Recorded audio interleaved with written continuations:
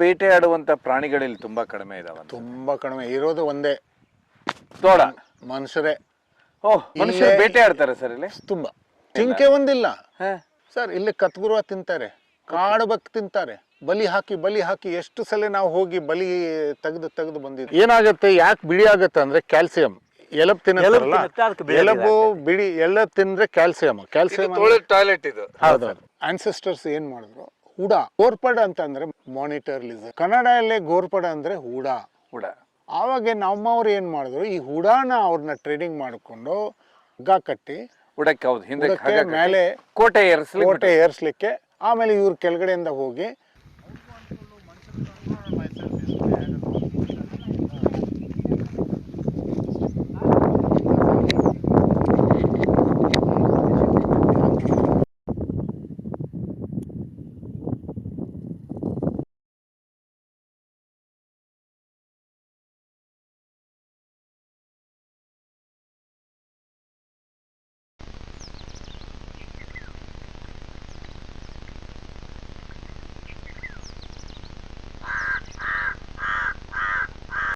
ದಿಕ್ಕು ತಪ್ಪತ್ತೆ. ಒಂದು ಇವ್ರು ಈ ಕಡೆ ಎರಡು, ಈ ಕಡೆ ಎರಡು, ಒಂದು ಯಾವ ಕಡೆ ಬರ್ತಾವ್ ನೋಡ್ಕೊಂಡು ಅವರು ಈಗ ಒಡ್ ಹಿಂದೆ ಕೂತ್ಕೊಂಡು ಬಂದ್ರೆ, ಅಂದ್ರೆ ಈ ರೀತಿ ಕಲ್ಲಿನ ಪಕ್ಕ ಕೂತ್ಕೊಳ್ಳುತ್ತೆ. ಏನಾಗತ್ತೆ, ನಾರ್ಮಲಿ ಚೀತಾ ಆರ್ ವುಲ್ಫ್ ಓಡಿ ಅದಕ್ಕೆ ದೇ ಟೈರ್ ದೆಮ್, ಸುಸ್ತಾಗ್ಬಿಟ್ಟು ಮತ್ತೆ ಆಮೇಲೆ ಸ್ಟ್ಯಾಮಿನಾ. ಒಂದು ತೋಳನ ಒಂದು ಪೂರ್ತಿ ದಿವಸ 30 ಕಿಲೋಮೀಟರ್ ಸ್ಪೀಡಲ್ಲಿ 20-30.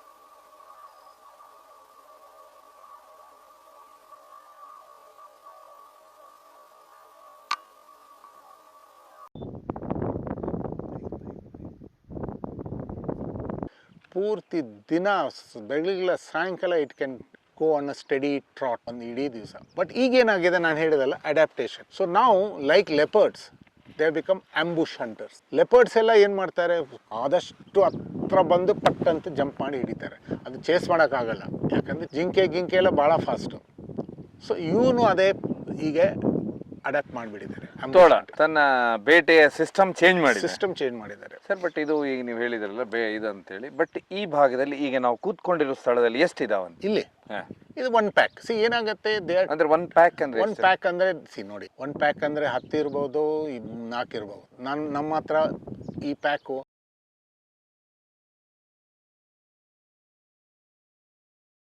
7 ಇದ್ದು. ಸೊ ಏನಾಗುತ್ತೆ, pack size then what happens is ಅವ್ರ ಶಕ್ತಿ ಕಡಿಮೆ ಆಗುತ್ತೆ. 7 ಬೇಟೆ ಮಾಡೋದು, 4 ಬೇಟೆ ಮಾಡೋದು ಇನ್ನೂ ಕಷ್ಟ ಆಗುತ್ತೆ. ಸೊ ಈಗ 4 ಅದಾವೆ ಒಂದು ಹಿಂಡಲ್ಲಿ. ಇಲ್ಲಿ ಒಂದು ಹಿಂಡೆ ಐತೆ, 2 ದೊಡ್ಡ ಗಂಡ ಮತ್ತೆ ತಂದೆ ತಾಯಿ, ಆಮೇಲೆ 2 ಮಕ್ಕಳು ಅಂದರೆ ಹಿಂದಲ್ ವರ್ಷದ್ದು ಮರಿಗಳು. ಸರ್, ಇದು ಮರಿನ ತನ್ನೊಟ್ಟಿಗೆ ಎತ್ಕೊಳ್ಳುತ್ತಾ ಅಥವಾ ಸಪ್ರೇಟ್ ಮಾಡುತ್ತೆ.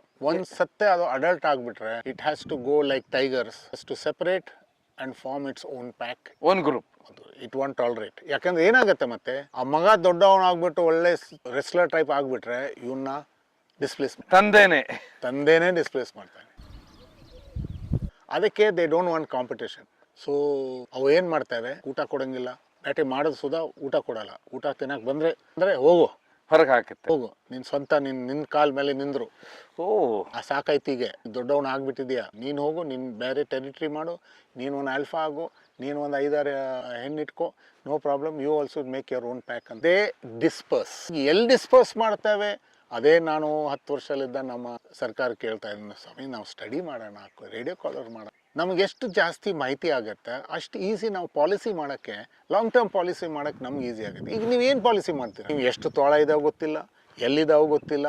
ಈಗ ನಾನು ಗೋರ್ಪಡೆ, ನಾನು ಇಲ್ಲೇ 10 ವರ್ಷ ನಾನು ಮಾಡ್ತಾ ಇದ್ದೀನಿ, ನಿಮ್ಗೆ ಗೊತ್ತಾಯ್ತು ಈಗ ತೋಳ ಅದಾವಂತೆ. ಕಾಪೂರ್ ಮಾಡಿದ್ ನಾನು ತೋರಿಸಿದ್ ನಾನು ತೋಳ ಇಲ್ಲೇ ಕೊಪ್ಪಳಲ್ಲಿ ಅದಾವಂತೆ. ಇವತ್ತು ನೀವು ಕೊಪ್ಪಳ ಅಂದರೆ ತೋಳ ಅಂತಾವೆ, ಕರೆಕ್ಟಾ? ತೋಳ ಅಂದರೆ ಗೋರ್ಪಡೆ ಅಂತಾರೆ ಇಲ್ಲಿ. ಅಂದ್ರೆ ನಾನು ಅದು ಒಂದು ಹಠ ಇಟ್ಕೊಂಡು ಮಾಡಿದೆ. ಅದು ಯಾಕಂದ್ರೆ ತೋಳ ಇಸ್ ದ ಏಪೆಕ್ಸ್ ಪ್ರೆಡಿಟರ್. ನಾವು ಚೀತಾ ಹೋದ್ಮೇಲೆ when the Asiatic cheetah was extinct, apex predator is the wolf. So protect the wolf, save the grass, preserve the grassland, save the wolf. ಯಾಕಂದ್ರೆ ಏನಾಗುತ್ತೆ, ಮತ್ತೆ ಪ್ರೆಡಿಟರ್ ಪ್ರೇ ರೇಷಿಯೋ, ಈಗ ಏನು ತಿನ್ಬೇಕು ಅಂದ್ರೆ ಮತ್ತೆ ಪ್ರೇ ಸ್ಪೀಶೀಸ್ ನಾವು ಆ್ಯಡ್ ಮಾಡಬೇಕು. It's a very big. ಹೌದೌದು, ಯಾಕಂದ್ರೆ ಜಿಂಕೆಗಳು ಇವೆಲ್ಲ ಸಂಖ್ಯೆಗಳು ಜಾಸ್ತಿ ಆಗ್ತಾ ಹೋಗ್ಬಿಟ್ರೆ ಇಲ್ಲೇ. ಮೊನ್ನೆ ನಾನು ಕೇಳಿದೆ, ಕೊಪ್ಪಳಲ್ಲಿ ಒಂದು ಹುಲ್ಕಾವಲ್ ನನ್ನ ಕೊಡಿ, ಒಂದು ಗಿರಿ ಸ್ಯಾಂಕ್ಚುರಿ ಮಾಡೋ ಕಾವಲೇ ಇಲ್ಲ.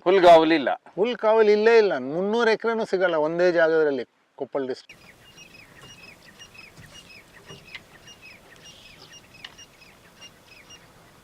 ಈಗೇನು ಹೇಳ್ಬೇಕು. ಬಟ್ ಇಲ್ಲಿ ಚಿಗರೆಗಳ ಸಂಖ್ಯೆ ಜಾಸ್ತಿ ಆಗಿದೆ ಅಲ್ಲ ಸರ್? ಚಿಗರಿ ಯಾಕೆ ಅದಾವ ಅಂತಂದರೆ ಈಗ ಅವು breeding cycle is very good. ಒಂದು ವರ್ಷದಲ್ಲಿ ಒಂದು ಹಿಂಡು ಒಂದು 5, 6, 8 ಮರಿ ಹಾಕಿ ಅದರಲ್ಲಿ 5 ಸತ್ತು ಹೋದ್ರೆ ಸುಧಾ 3 ಇರ್ತಾವೆ. ತುಂಬಾ ವಿಶೇಷ ಅಂದ್ರೆ ಅದನ್ನ ಬೇಟೆಯಾಡುವಂತ ಪ್ರಾಣಿಗಳಲ್ಲಿ ತುಂಬಾ ಕಡಿಮೆ ಇದಾವ. ತುಂಬ ಕಡಿಮೆ ಇರೋದು ಒಂದೇ ತೋಳ. ಮನುಷ್ಯರೇ. ಓಹ್, ಮನುಷ್ಯರು ಬೇಟೆಯಾಡ್ತಾರೆ ಸರ್ ಇಲ್ಲಿ? ತುಂಬ. ಜಿಂಕೆ ಒಂದಿಲ್ಲ ಸರ್, ಇಲ್ಲಿ ಕತ್ಗುರುವ ತಿಂತಾರೆ, ಕಾಡು ಬಕ್ ತಿಂತಾರೆ. ಬಲಿ ಹಾಕಿ ಎಷ್ಟು ಸಲ ನಾವು ಹೋಗಿ ಬಲಿ ತೆಗೆದು ಬಂದಿದ್ದೀವಿ. ಕಾಡು ಬೆಕ್ಕಿಗೆ, ಕತ್ತೆ ಕಿರುಬಿಗೆ ಎಲ್ಲ ಅಳುಳಿ ಗಿಳುಳಿ ಏನಿದೆ ನಾಯಿ ಬಿಡ್ತಾರೆ, ತಿಂತಾರೆ. ಜಿಂಕೆನೂ ಹಂಗೆ. ಏನಾಗತ್ತೆ, ಜಿಂಕೆಗೆ ಏನ್ ಮಾಡ್ತೇವೆ, ಅದು ಮಳೆಗಾಲಲ್ಲಿ ಗೋಡ್ ಮಣ್ಣು ಇರುತ್ತೆ, ಆಗಲ್ಲ, ಕಾಳು ಒಳಗಡೆ ಸಿಕ್ಕಾಕೊಳ್ಳುತ್ತೆ. ಕರಿಮಣ್ಣು ಇರೋದ್ರಿಂದ. ಕರಿಮಣ್ಣು ಇರೋದು, ನೀರು ಮಳೆ ಬಿದ್ದರೆ ಅದು ಗಾಡಿ ಹೋಗೋಕ್ಕಾಗಲ್ಲ, ಮನುಷ್ಯರು ನಡ್ಕೊಂಡು ಹೋಗೋಕ್ಕಾಗಲ್ಲ. 3 ತಿಂಗಳು 4 ತಿಂಗಳು ಯಾರು ಹೋಗೋಕ್ಕಾಗಲ್ಲ. ಆವಾಗ ಇವ್ರು ನಾಯಿ ಬಿಡ್ತೇವೆ, ಇದು ಮಾಡ್ತೇವೆ, ಬಲಿ ಹಾಕ್ತಾರೆ, ತುಬಾಕಿಗಳು ತೊಗೊಂಡ್ಬರ್ತವೆ. ಈಗ ನಾನು ಎಷ್ಟು ಸಲ ಹೋಗಿದ್ದೀನಿ. ನಾನು ಯಾವಾಗ ಇಲ್ಲಿ ಬಂದೂಕುಗಳ ಉಪಯೋಗನೂ ಆಗುತ್ತೆ ಸರ್? ಇದೆ. There are poachers here, 100% there are poachers. ಸುಮಾರು ಬೇಟೆಗಾರರಿದ್ದಾರೆ. ಸೊ ಸರ್, ಈಗ ನೋಡುವನ ಅದನ್ನು ಬನ್ನಿ, ನಾನು ಒಂದು ಕೆಲಸ ಮಾಡ್ತೀನಿ. Driving from the Yeri Bhumi and Masari to the rocky scrub and thorn jungles, I found myself thinking about finding solutions. ನಮ್ಮ ತೋಳಗಳ ಕಾಡಿನಲ್ಲಿ ನಾವು ಹೋಗ್ತಾ ಇದ್ದೇವೆ. ಇಲ್ಲಿ ವಿಶೇಷವಾಗಿ ಇನ್ನೊಬ್ರು ಇದ್ದಾರೆ, ದುರ್ಗಪ್ಪ ಅವರಿದ್ದಾರೆ. ಅವ್ರು ಯಾಕಂತ ಹೇಳಿದ್ರೆ ಈ ಭಾಗದಲ್ಲಿ ಅಂದ್ರೆ ವಿಶೇಷವಾಗಿ ಯಾವ ಪ್ರಾಣಿಗಳ ಹೆಜ್ಜೆ ಹೇಗೆ, ತೋಳ ಅಂದ್ರೆ ಏನು, ಹಾವುಗಳ ಹೇಗೆ ಹೋಗ್ತಾವ ಅಂತ ಈಗ ತೋರಿಸ್ತಾ ಇದ್ರು. ಕಾಡಿನ ಮಧ್ಯೆ ನಡ್ಕೊಂಡು ಹೋಗ್ತಾ ಇದ್ದೇವೆ. ಏನ್ ಸರ್ ಇದು, ಏನಾಯ್ತು ಇಲ್ಲಿ? ಇದು ಹಾವು ಹೋಗಿದ್ದು ಸರ್. ಇದು ಹಾ, ಹಿಂಗ ಇಲ್ಲಿ ಟರ್ನ್ ಆಗೈತಿ ನಮ್ಮ ಸಾಹೇಬ್ರ ಕಾಲಾಗ ಹಂಗೆ ಹೋಗಿತ್ತು ನೋಡ್ರಿ ಸರ್. ವಿಶೇಷವಾದ ಯಾವ ಪ್ರಾಣಿ ನೋಡಿದ್ರ ನೀವು? ನಾವು ತೋಳ ನೋಡಿವಿ ಸರ್, ಹಂದಿ ನೋಡಿವಿ, ಚಿರತಿ ನೋಡಿವಿ, ಕರಡಿ ನೋಡಿ, ಕತ್ತಿ ಕಿರುಬ ನೋಡಿವಿ. ಕತ್ತಿ ಕಿರುಬ 2 ಸಲ ಇದೇ ಗುಡ್ಡದಾಗ ನೋಡಿವಿ. ನಾಯಿ ತರನ ಇರ್ತೈತಿ, ನಾಯಿಗೆ ಸ್ವಲ್ಪ ಹೈಟ್ ಇರ್ತೈತಿ. ಅದು ಹುಲಿ ತರ ಬಣ್ಣ ಪಟ್ಟಿ ಇರ್ತೈತಿ. ಅದು ಸತ್ತಿದ್ದ ಮಾಂಸ ಮಾತ್ರ ತಿನ್ನುತ್ರಿ, ಅದು ಬದುಕಿದ್ ಬೇಟೆ ಆಡಂಗಿಲ್ಲ. ಯಾವುದೇ ಪ್ರಾಣಿ ಬಿಟ್ಟು ಅದು ತಿನ್ನುತ್ತೆ ಸರ್. ಯಾವಾಗ ನೋಡಿದ್ರ ಇಲ್ಲಿ ಕುಂತಿರೋ? ಇಲ್ಲೇ ನಾವು ಬೆಳಗ್ಗೆ ಕ್ಯಾಮೆರಾ ಟ್ರ್ಯಾಪ್ ಅಲ್ಲಿ ಲೆಪರ್ಡ್ ಕಾಣುತ್ತೆ. ಬಟ್ ಬಂಕಾಪುರ ಬೆಳಿಗ್ಗೆ ಕಲ್ಲಿಂದು ಬಂಡೆ ಮೇಲೆ ಕುಂತಿರುತ್ತೆ. ಮಾರ್ನಿಂಗ್ ಒಂದ್ಸತಿ ಬಂಕಾಪುರ್ ನೋಡಿದ್ವಿ ಸರ್, ಒಂದ್ಸತಿ ಅಲ್ಲಿ ಹಿರೇಬೆನಕಲ್ ಅಂತ, ಹಿರೇಬೆನಕಲ್ ಅಲ್ಲಿ ಕಲ್ಲಿನ ಮ್ಯಾಗ ಕುಂತಿತ್ತು. 2 ಇದೇ ತರ ಕಲ್ಲಿನ ಇದೆಲ್ಲ ಸರ್, ದೊಡ್ಡ ಕಲ್ಲು ಐತ್ರಿ. ಇದಕ್ಕಿಂತ ದೊಡ್ಡ ಕಲ್ಲು, ಅಲ್ಲಿ ನಮ್ಮ ಹುಲಿಮಟ್ಟಿನ ಕಲ್ಲು ಅಂತ ಅಲ್ಲಿ ಹುಲಿಮಟ್ಟಿ ಇದೆ ಅಲ್ಲ, ಅದ್ರಲ್ಲಿ ಡಬಲ್ ಸೈಜ್. ಯಾಕೆ ಅದಕ್ಕೆ ಹುಲಿಮಟ್ಟಿ ಅಂತ? Which when implemented, not only here but everywhere, would make every sunrise thrives in this ecosystem, an unprotected paradise.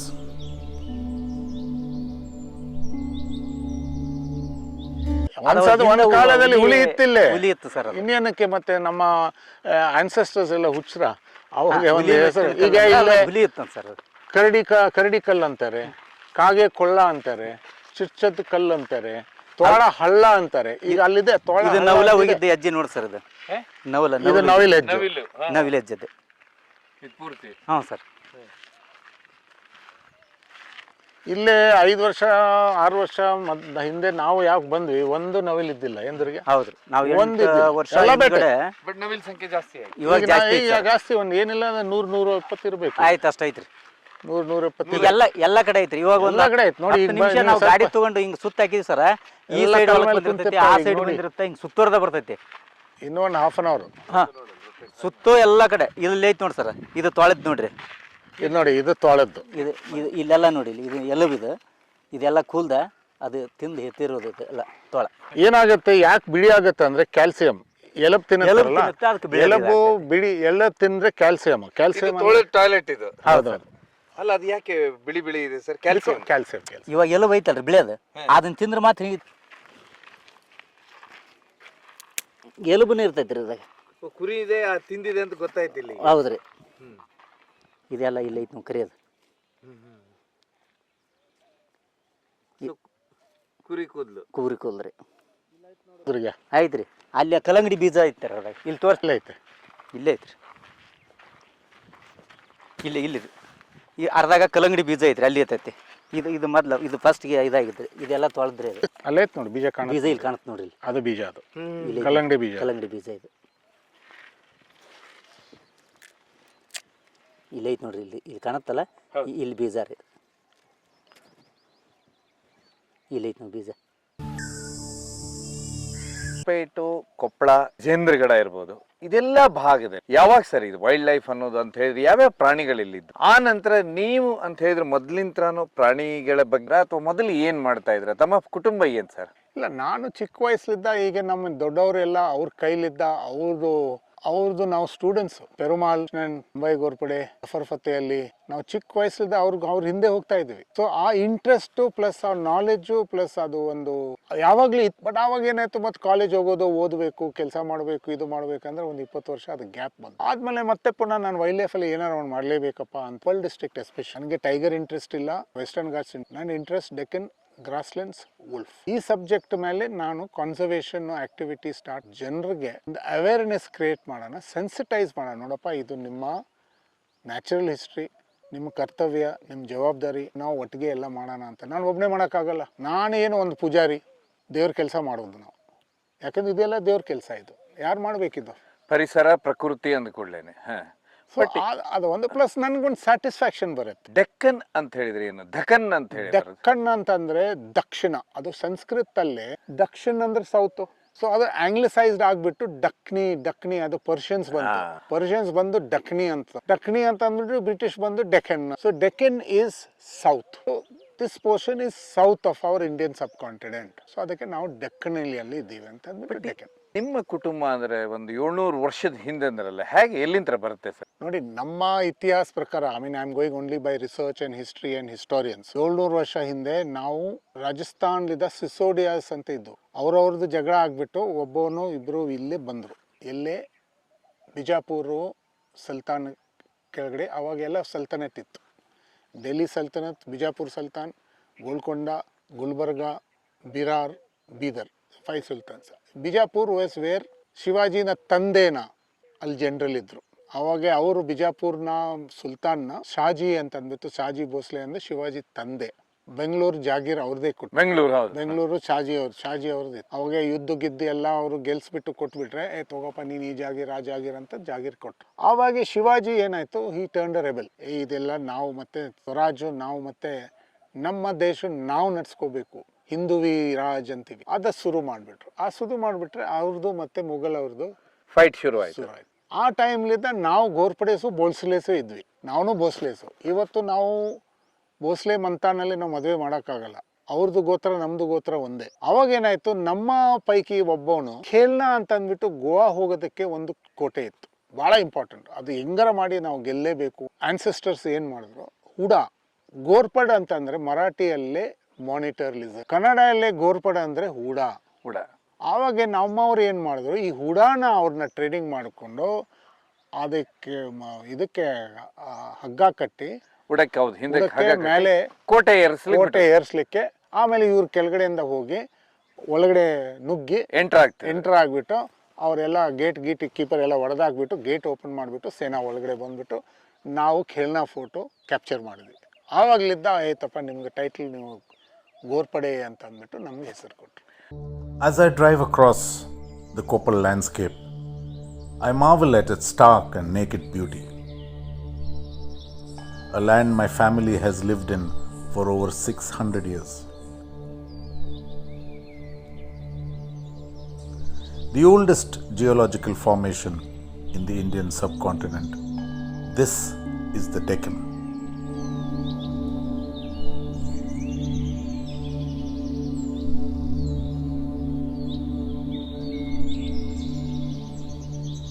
An arid, dry, and sometimes hostile region considered wastelands, but where hidden life thrives in this ecosystem, an unprotected paradise.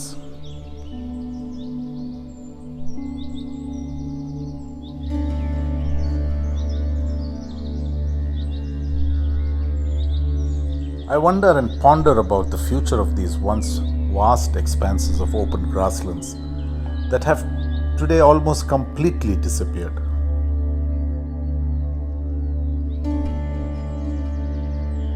The wildlife still living here are squeezed into isolated, unsustainable pockets of human-dominated, contested spaces, where more than 80% of India's wildlife struggle to survive within these unprotected regions. who protects them here? Over the years, I have witnessed an alarming decline in wildlife populations and drastic diminishing numbers of so many species, including the great Indian bustard that is critically endangered and almost extinct. Driving from the Yeri Bhumi and Masari to the rocky scrub and thorn jungles, I found myself thinking about finding solutions till I reached the Tungabhadra river, which is the lifeline of this rain shadow and arid region, fed by the monsoon rains.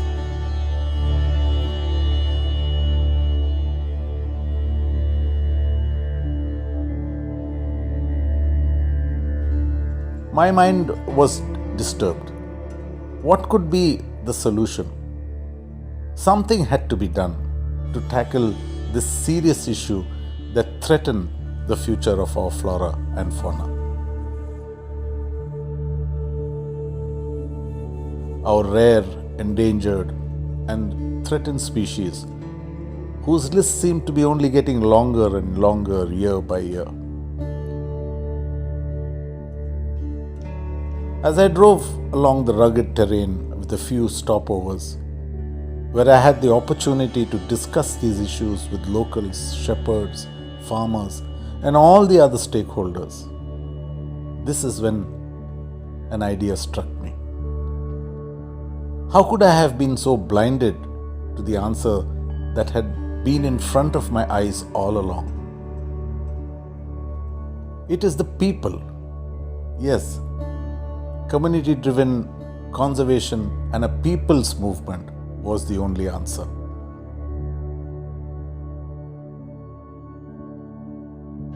Creating larger number of sanctuaries and national parks like Bandipur, Ranthambore and Tadoba are not only not feasible but not even possible. Creating micro-habitats is the answer.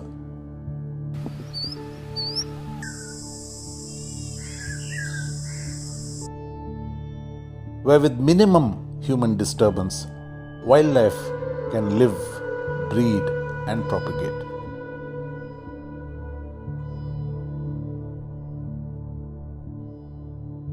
As a next step, I began searching for these remaining isolated patches of land where nature and wildlife could rejuvenate and revive. The last hope for wildlife to breed and find undisturbed homes.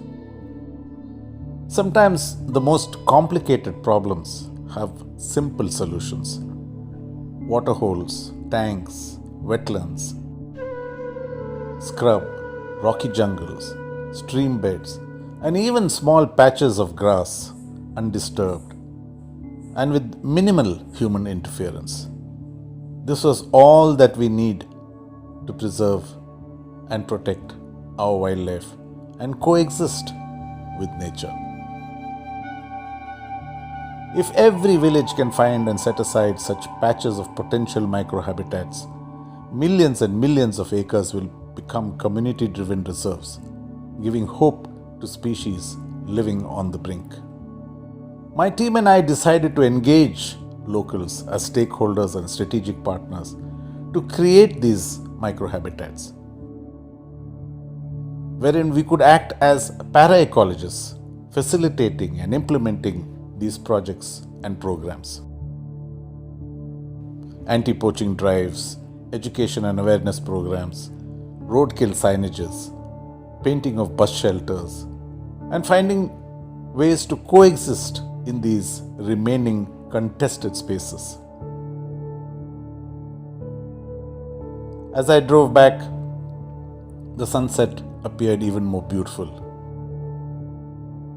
because I had found a solution which, when implemented not only here but everywhere, would make every sunrise in future echo with the calls of God's myriad creations, a beautiful world, a natural world, a vibrant world with teeming wildlife.